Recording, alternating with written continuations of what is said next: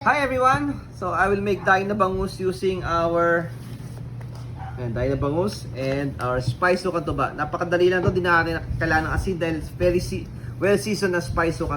So gagawin ko lang ay gugupitin lang natin ito. Actually hindi na pala kailangan gupitin. Just tear it apart. Iano lang natin itong bangus, ano? Tapos siguro around the half cup ng spice tuba as marinade. Leave overnight. Siguro ayun, wala pang half cup. Oh.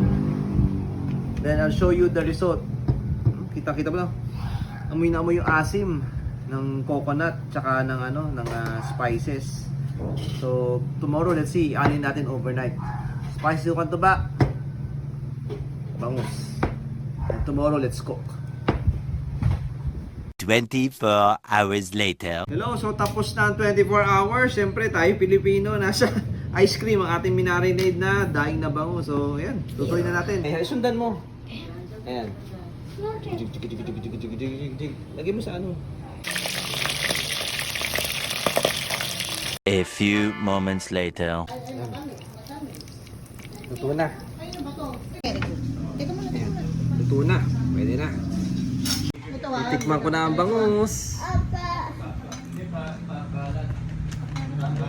Sarap. Pwede. So, may halos. All natural sukan tuba. Ayan, bangus. Harap.